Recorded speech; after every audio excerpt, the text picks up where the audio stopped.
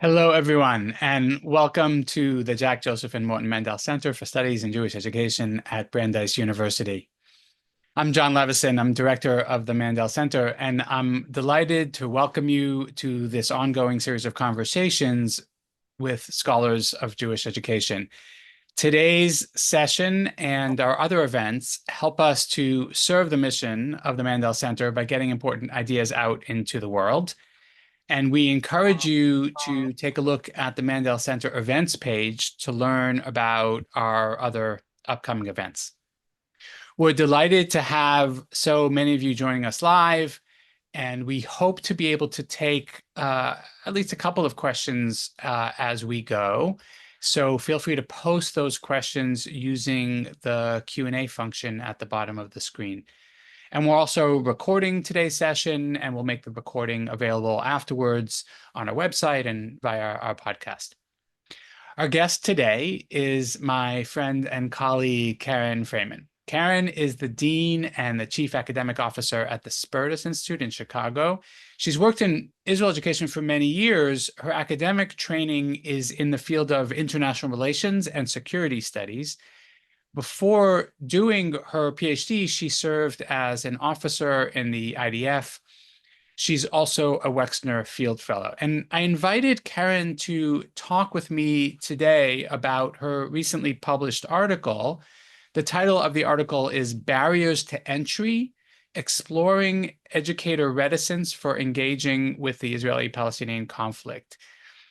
And the article was published earlier this year, as a chapter in an edited volume that's called Teaching Israel: Studies of Pedagogy from the Field, edited by Sivan Zakai and Matt Reingold. And I'm proud to say that the volume was published in the Mandel Brandeis series in Jewish education at Brandeis University Press.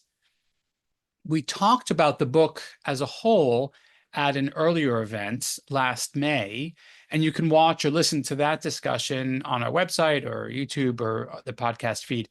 And so we love the book overall. We love all the chapters. We love all the authors. But today we're talking about one specific chapter with one specific scholar. Keren, welcome. It's good to see you. Thanks so much, John, for having me. It's great to be together. Absolutely. So, Keren, I want to ask you to begin by giving us the backstory of the research. How did you decide that you wanted to study teachers' thoughts and feelings about teaching the Israeli-Palestinian conflict? Now, you did this work before October 7th, and we're going to circle back to the ways that October 7th may or may not have changed things for teachers. But tell us what motivated the research even back when you were doing it, and also tell us a little bit about your methodology. So how did you actually undertake the study itself? Sure. So I guess I'll start at the beginning, which is, as you mentioned in the introduction, I've been in the field of Israel education for, scary to say, more than, almost 2 decades at this point. And one of the things that I had felt for a long time was that it was really important to engage with contemporary Israel, and in particular to engage with aspects of the Israeli-Palestinian conflict. And in this work, I had been, especially given my background in security studies, had been doing a lot of work and training of educators in this space. And yet, as I looked out into the field, there was increasingly research about how this work was not being done, how we were not engaging in conversations about the conflict. And it raised for me a puzzle, because as I was engaging with educators, I felt great enthusiasm for engaging with the conflict, not because it was easy, but because I felt it was urgent and important. And really, as through the cycles of crisis, every time a crisis and a prior, Gaza conflict had come onto the radar, there was increasing demands for how do we talk and teach about the Israeli-Palestinian conflict. And yet I was also sensing that the work was still not being done, or that there was real reticence to engaging deeply with these questions. Mm-hmm. And especially as I was in this training business, I wanted to understand this sort of paradox between individuals that were saying, I think this is really important and urgent, and yet I'm really reticent to do it. And I think that often it's important to go back to the source and to ask, what's getting in the way? Mm-hmm. And as I was doing this work, I began to ask, sort of informally and through some surveys, what's getting in your way? What are the challenges that you're facing for engaging with the conflict? And I particularly focused, and here comes the methodology part, I specifically wanted to know from those educators who were engaged in training, had already participated in graduate programs, either in Jewish education or Jewish communal professional life or rabbinic programs, who I would characterize as the people who I would think are most trained in this space. And Hmm. the other part of it was they were also the individuals who were saying to me, we're most ready. We would like to do this work. And so what I wanted, so I ended up interviewing individuals who were part of the iFellows program. This is a program through the I-Center that works across graduate programs and provides a certificate and a concentration in Israel education. So this was a self-selecting group of individuals who were opting into Israel education and who had articulated the importance of it, and were also had gotten the sort of the highest level of training and that could be, and had also spent significant time in Israel beyond a birthright trip. And so these, Right. my view, were the upper right quadrant, the most ready and the most, and those that could articulate it. In a certain way, it addressed two potential answers, which is either people hadn't been trained to do this work, or people didn't want to do the work, which I think was often the conventional wisdom.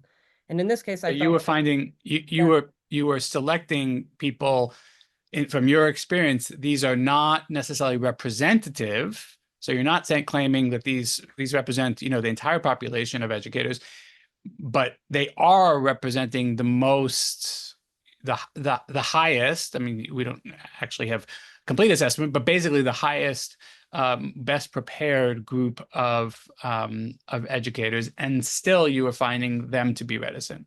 exactly. And in a certain sense, they were the most likely to be willing to do the work, who had been trained and who were articulating their willingness to do it. And if they articulated reticence, for me, it was a bit of a kal vachomer, all the more so argument, which would say, imagine those who don't have the privilege of either having the training or the investment around this kind of work. Yeah. And so And this, so, yeah, go so ahead. tell us a little bit about who these teachers were. For example, these would be people who are what, in day schools and Hillels. Where are they coming from? Yeah, so part of the methodology was trying to at least touch all the spaces where Jewish education happens. And so that included day schools and supplementary schools. It included youth groups and summer camps. It included Hillels and even rabbis, um, really trying to touch all of the spaces where we think Jewish education happens, and in particular Israel education. And I'll say that also the roles that they had were very diverse. We have individuals that were directors of education to youth group leaders, and so really trying to understand as much as we could from a select group of interviews. They were across North America, they were across denominations, and really in the matrix of selecting the interviewees, I tried to create as a diverse as possible sample set. Great. So, okay, so let's get to what you found. The main argument of the chapter. Sometimes we talk about this at the 30,000 foot level. What do you want people to know about how teachers think and feel about teaching the conflict? Terrific. So I suppose at the 30,000 foot level, what I would say is that teaching the conflict is hard, and perhaps that's not surprising. But what I hope this chapter illuminates is different reasons why teaching the conflict is hard, or what are the barriers. And in fact, there are four specific barriers that I heard over and over again by all of the educators. The first one is knowledge. I don't know enough. And I think we'll talk a little bit more about what that Mhm. means and what they might not know or who might not know it. The second one was around the pedagogy of difficult conversations. And so the comments there were, I don't know how to conduct conversations around controversial issues. Of course, the Israeli-Palestinian conflict is that. The third was around emotions, and I think this one maybe was part of the surprising one, which had both educators who said, I thought my job was to have my learners love Israel. If we teach complex and nuanced or complicated narratives, will that impact their love of Israel? Right. But the other side was also true, which is students have a lot of feelings about the conflict. I think we've seen that today more than ever. And so I don't know how to handle emotions such as anger and fear and confusion. Um, and these are also really difficult emotions to have in an educational context. But the fourth one, which is the only one of the barriers that all of the educators mentioned, was around institutional support. And this Mhm. is, I sort of shorthanded it as who will have my back when I get that phone call. And this Mhm. was around, how is the institution enabling this work? We know that this work is complicated. It touches a lot of buttons. It can feel very vulnerable for an educator to engage in these topics. And the one thing that was getting in the way was not having sufficient institutional support to allow them to take the risk, and I really do mean that, the risk of engaging in conflict education. Yeah. Um, Great. I hope we'll get to touch on all 4 points. I'm not sure because our time is going to be short, but and I also want to mention again that our audience members can submit their own questions through the Q&A function at the bottom of the screen. But before we get to those 4 dimensions that you just identified, the 4 barriers, you also point out that the teachers, and you mentioned this already, the teachers that you spoke with are all in favor of teaching about the conflict. And that's interesting because sometimes we hear about an alternative position that where teachers think that it's not appropriate for a Jewish educational setting. But fill that in a little bit. Why did they say, in their views, why is it important to teach about the conflict? Great, thank you. And I think it's a really important point because I do think sometimes we think, and we see this in the literature also outside of Jewish education, that the first barrier to entry for many educators is not wanting to deal with controversial issues. And in this case, that wasn't what I heard. And educators really listed 3 reasons, and I want to kind of describe each one. The first one was that they just said it was important to address contemporary Israel. We know from the research, Sivan Zakai's in particular, that kids as young as 7 know about the conflict. I think today we know that kids know about what's going on. And that means that they have a lot of questions and a lot of concerns. And what the educator said was that there needs to be a space that's created for Jewish students to process these questions in a safe and supportive environment. Mm. The first time that they encounter these issues shouldn't be on college campuses where suddenly they're sort of surprised by what they hear. And so the first one was more like this exists. The Pandora's box is open, and it's our responsibility as Jewish educators to make sure that we can support students in their inquiry. The second one, which was related, was around the fact that we increasingly see research that when we don't teach about the Israeli-Palestinian conflict, students, or when we present oversimplified narratives, students can smell through it. They know Mhm. that it's not the full story, and they become skeptical and disillusioned. And in many cases, they're seeking authentic engagement. And when it doesn't happen, they can feel betrayed, they can feel deceived, they can feel misinformed.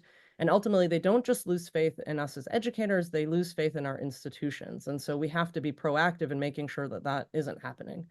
And the And third this is one, something, oh, go ahead. these are the voices that you heard from the educators. This is what they were saying.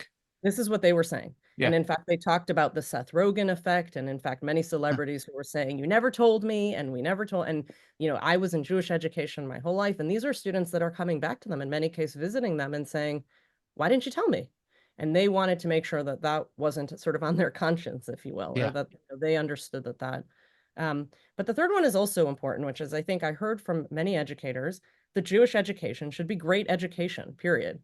And that means that when we're in the space of Jewish and Israel education, we want to be promoting skills that we hope our learners will take into other spaces, including things like critical thinking, listening empathically, talking across difference, having comfort in uncertainty, and that the Israeli-Palestinian conflict provides sort of the right playground for these educational skills, in addition to sort of the more context-specific reasons. And so that's what they said over and over again. And they had so many examples of why this was urgent and important. Yeah.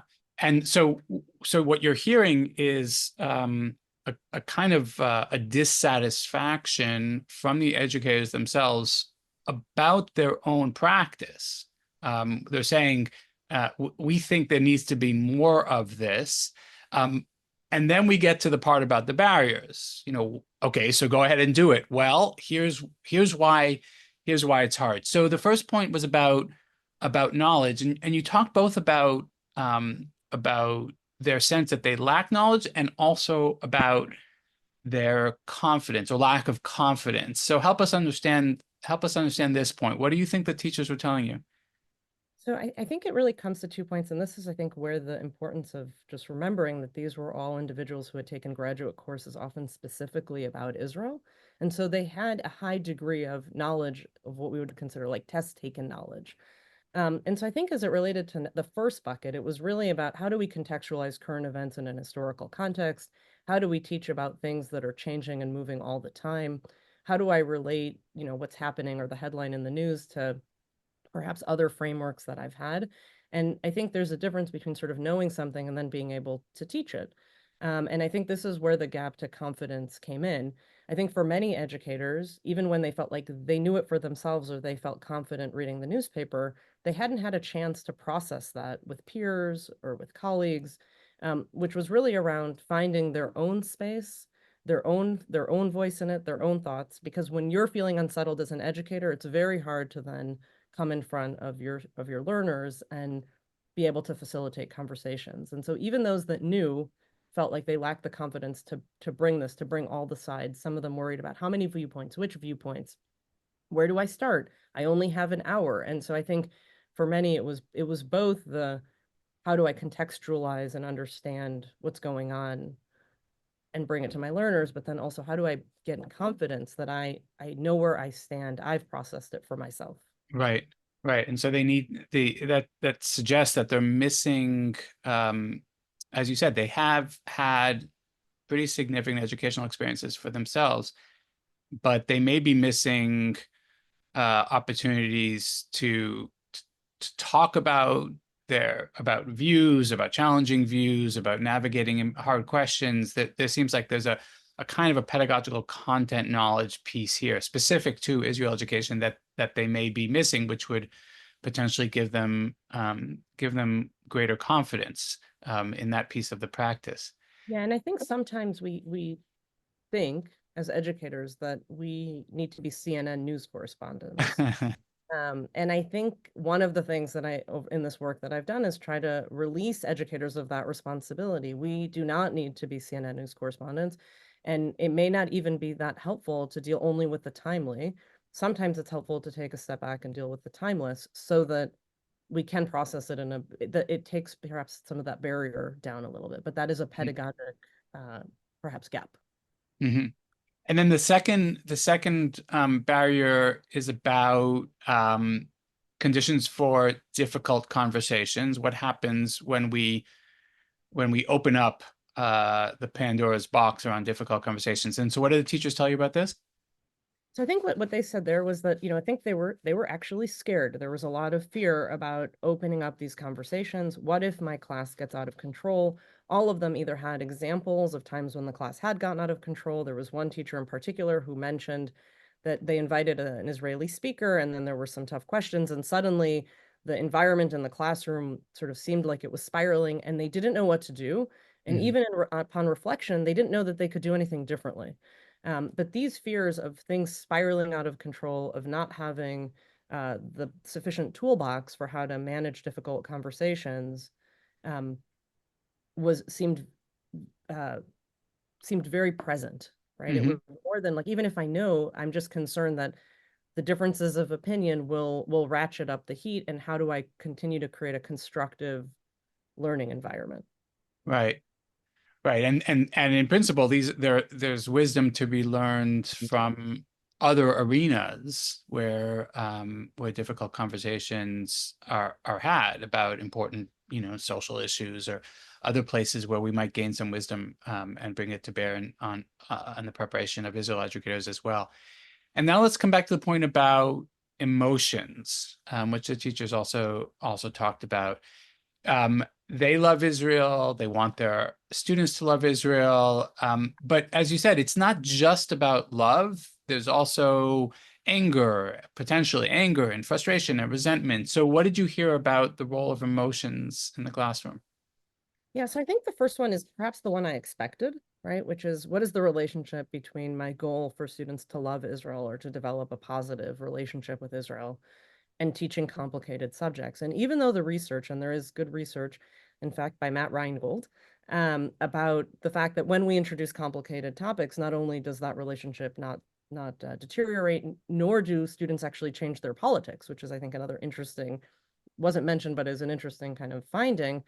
I think teachers, educators in different stripes were concerned that, gosh, if we talk about what's happening in the West Bank or what's happening in Gaza, will that um, challenge their relationship or at least raise doubts?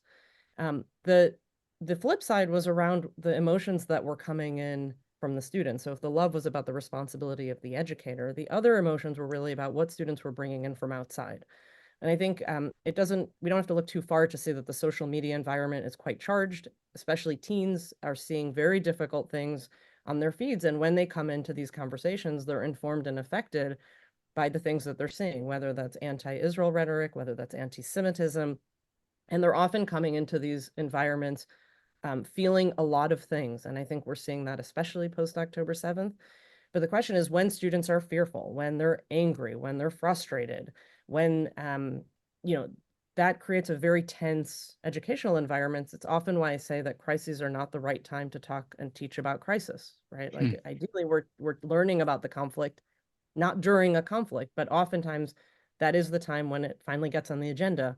And that's in a very, very difficult time for an educator because you may have a student who's crying, or you may have a student that will walk out and be very angry. And that tension, I think, was something that educators were fearful and something they hadn't been trained to deal with. Sure. Right. Absolutely. And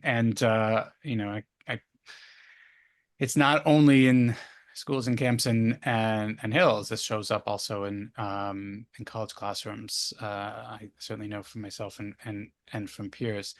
And then the fourth barrier, which is, I think you said, is the kind of the least surprising to anybody who's been observing the conversation about Israel and the Israeli-Palestinian conflict over the last several years, is that educators talked about their communal context, their institutions, the communities, the families. One of the members of our audience was actually asking about supervisors. What are the supervisors going to say about what happened? So tell us more what you heard about what they're worried about. So the biggest fear was that they were going to lose their jobs. And all of them had stories, either that they were sort of felt censured when they entered into this arena, or a friend or a colleague was censured, or in some cases lost their job. Um, I think many of them feared getting angry phone calls from fill in the blank, board members, perhaps their supervisor, parents, etc. And by the way, these concerns were on the right and on the left politically from American or Israeli parents. Like this was not something that was an issue on the left or on the right. It really was a universal issue. Um, and in a certain way, they felt that it was risky to engage in this. And I had even educators who would have personally ranked themselves as very ready to engage in this work, but the context made them unwilling to enter into this work.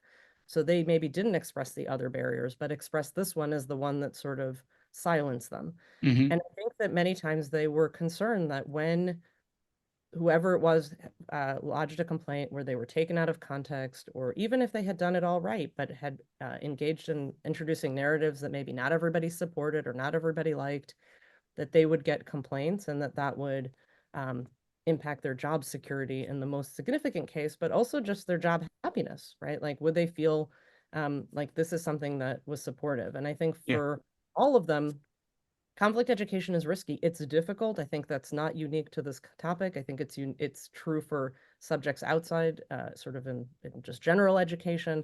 When we discuss controversial issues, there is a risk and a vulnerability that the educator is facing, and the institution either elevates them and puts their hand on their back and supports them, or alternatively, it really silences them and says, "This is not the hill I want to die on. I'd rather actually just Right. the topic."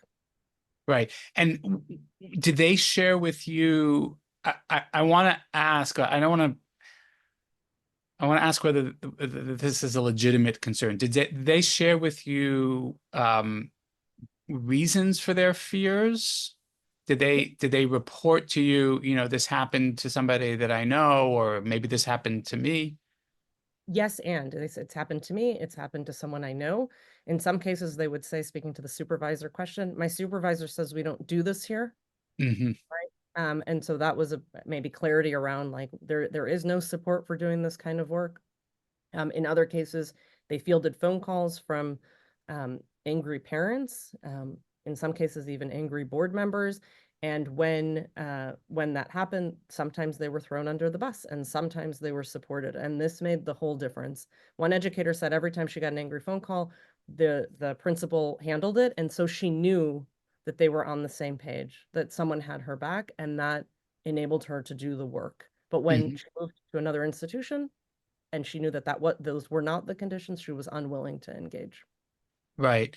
So like all good educational research, Karen, what you're doing is you're zooming in on the teacher and their particular, but you're thinking about the context, right? That we can't ignore, sometimes called the milieu, the context in which they operate. We can't just say, well, this teacher should be doing something else without acknowledging that context.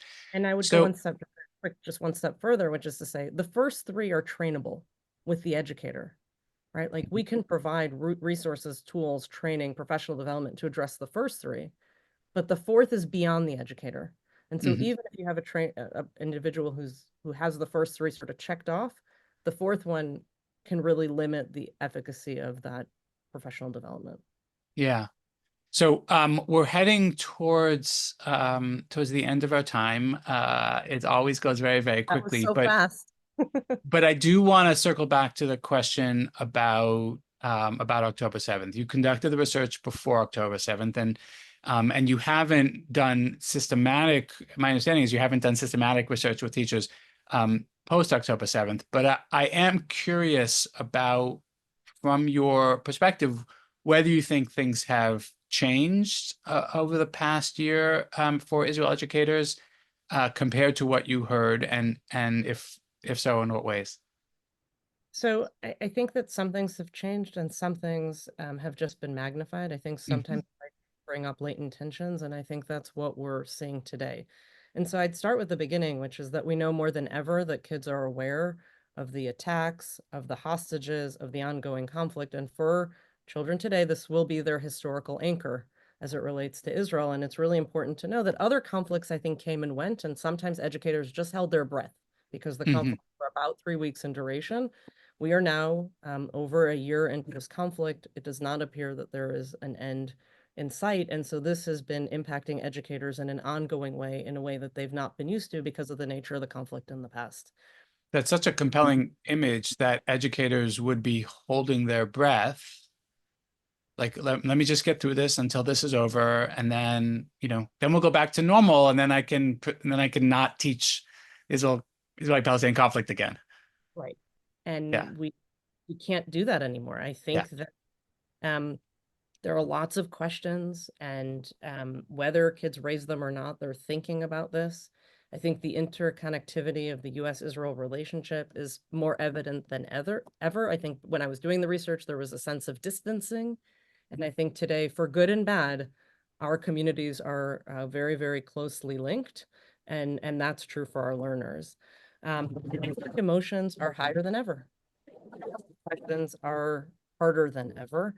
And I think this makes the work even harder, but at the same time, more urgent and important. In a certain way, we're watching a polarized moment around the conflict, but I think the educational spaces are a space where we need to fight to foster nuanced and complex conversations, because it shouldn't be a polarized, it doesn't have to be a polarized issue. And sort of the scene in Israel allows us to know that there are many opinions and many viewpoints that are all legitimate and all should be part of the educational milieu, if you will. Mhm. And I think that that's what changed. But I think it's still scary. I think these barriers are still the barriers. And at least from the emails that I'm getting from educators that I've worked with in the past, they're just more heightened and the Yeah, stakes feel much higher. yeah, yeah. The stakes are definitely higher. The social costs are enormous for teachers as well as for students. So the And I guess final question, sorry, can I just say one quick thing? I'll just go say ahead. that the last thing is just that I think we're seeing on college campuses what happens when we don't do it, Mhm. when we haven't done it. And so I think understanding the relationship between our opportunity and what comes down the road um, is really important. So the final question that I always ask is why does this research matter? So this is an opportunity maybe to highlight some things you've already said, but I want to make sure to give you the last word. What do you think Jewish educators should learn from your work about teachers' thoughts and feelings about teaching the conflict, and why should we care? So I think I'll leave it in three parts. The first one is that I think at least the educators that I spoke with who thought that this was important and urgent are right, and we need to find a way to support these educators both at the institutional level but also in the professional development level. But the importance of the article is to highlight that there are different kinds of barriers, and each of those barriers actually require different kinds of skills and tools and knowledge. And when we can sort of diagnose it more accurately, we're likely to create and develop trainings and educational opportunities for educators that will actually address the thing that's getting in their way. And that's very personal, but it's also, we're seeing that there are trends in this. And so the more that we can be specific in the interventions, the more likely that we are to be able to get the outcomes that we want. And I guess institutionally, I think that kids are and learners are the most important. And we see how this gap that has existed in conflict education in the past has created a significant impact for learners that are encountering some hard things on college campuses and beyond and in terms of their Jewish identity. And so education is the opportunity to engage with these important topics. And so it's all of our responsibility, both for educators, but as funders, as community leaders, as federations, as principals and directors, to create institutions that hold up our educators, that recognize the vulnerability in engaging in these topics, and to let them know that we have their back. But it also has an opportunity for educators to manage up and to share with their institutional leaders what they need in order to engage in this work, and to articulate to them why our learners are demanding it and why it's so important, not just for the present moment, but really as we look into the future. And when this crisis passes, and I do have to hold on to that hope that this crisis will pass and there will be a day after, it's our responsibility to make sure this doesn't, we haven't just held our breath, and Uh-huh. that we continue to engage in this work because our learners demand it. And that's our Yeah. responsibility as educators. Great. Thank you, Karen. I particularly appreciate your ability to bring a kind of diagnostic lens. Um, this you can't read your article and think that what we need is just a lesson plan. The complexities here are much deeper than that, and you've helped us to understand that through this good and patient research. So thank you for your work. It's great to talk with you about the work, and thank you all for joining us. I encourage you to check out the Mendel Center events page to learn about other upcoming events. Also subscribe to our YouTube page and our podcast. The next event in our series this year will be a spotlight session on October 31st, when I'll be speaking with several colleagues. So different format from our Learning About Learning session. We'll have a number of colleagues together, talking together about how October 7th has affected North American Jewish education more generally. Thank you again, Karen. Thank you all for joining us. Take care. So much, Jen.